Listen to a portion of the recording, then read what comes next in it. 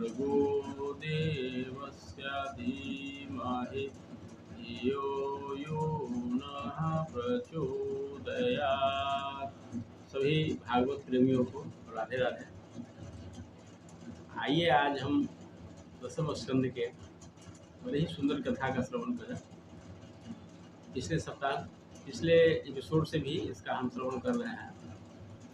कामदेव की पत्नी रति संबरासुर के भोजनालय में भोजन बनाती थी। तो यहाँ तक हम सुन चुके हैं कि एक मछली के पेट से प्रद्युम्न आए।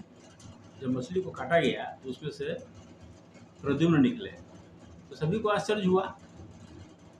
और वो जो नौकरानी थी रति, वो मायावती के नाम से संबरासुर के भोजनालय में रहती थी।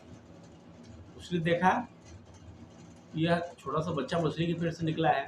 स्वाभाविक है कि सबको देख करके आश्चर्य हुआ। और वही बच्चा प्रद्युम्न था। प्रद्युम्न तो था ही, उसकी चर्चा हम कर चुके हैं। ये पूर्व जन्म का कामदेव था, जो जिसके पति रति के पति थे वे।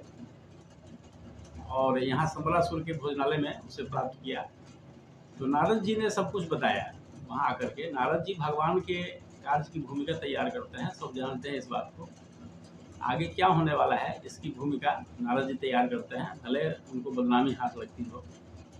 तो नारद जी ने सब कुछ स्पष्ट कर दिया।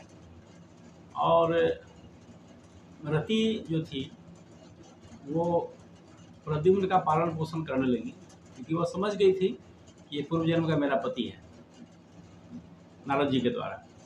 तो उसका पालन पोषण अच्छे ढंग से कर रही थी और वे बहुत जल्दी बड़े हो गए। रति को महाविद्या आती थी, और जब प्रद्युम्न जी जब बड़े हुए तो उनको भी उसने सिखा दिया। प्रद्युम्न तो नहीं जानते थे ये बात कि ये मेरी पत्नी है पूर्व जन्म की, लेकिन रति जानती थी। और प्रद्युम्न जी मातृवत व्यवहार करते थे रति के प्रति, लेकिन रति उनके साथ पति पत्नी का व्यवहार करती थी। तो इस पर प्रद्युम्न को आश्चर्य भी होता था। उससे भी थे कि माता, तुम तो मेरी माँ के समान हो, लेकिन तुम्हारे हाव भाव से लगता है जैसे तुम मेरी प्रेयसी हो, ऐसा क्यों? तो धीरे धीरे सब कुछ खुला बाद में। और संबरासुर का वध किया प्रद्युम्न ने, और माया का सहारा लेकर के आकाश मार्ग से द्वारिका चली गई। ये रति जो मायावती के रूप में रह रही थी, रति और प्रद्युम्न देखने में भगवान कृष्ण के जैसे थे, बिल्कुल हाव भाव चाल ढाल रंग रूप बिल्कुल कृष्ण का था, अपने पिता पर थे।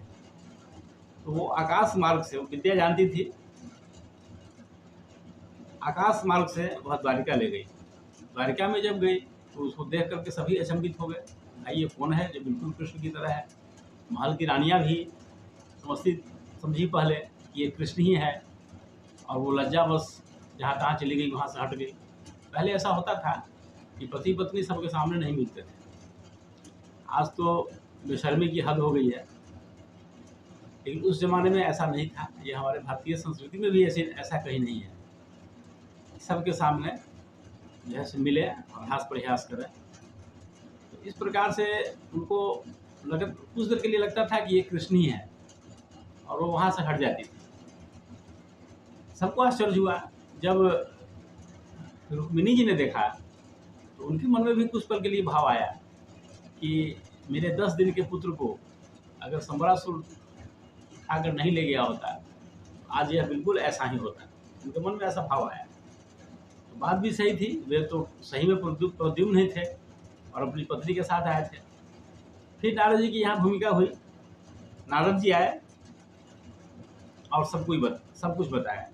कृष्ण भगवान भी वहाँ आए, माँ देवकी भी उनके साथ थी, पूरे परिवार के साथ। सबने देखा, लेकिन भगवान कृष्ण समझकर भी कुछ बोल नहीं रहे थे।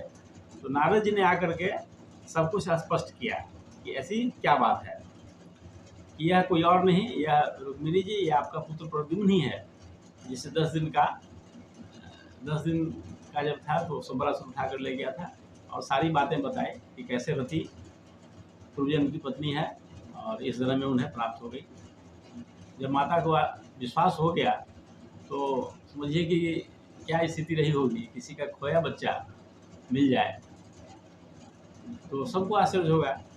पूरे द्वारिका में हर्ष की लहर दौड़ गई, सब प्रसन्न थे, सब कोई खुश थे और उनका स्वरूप भी था बिल्कुल कृष्ण की तरह, कोई फर्क नहीं था दोनों में।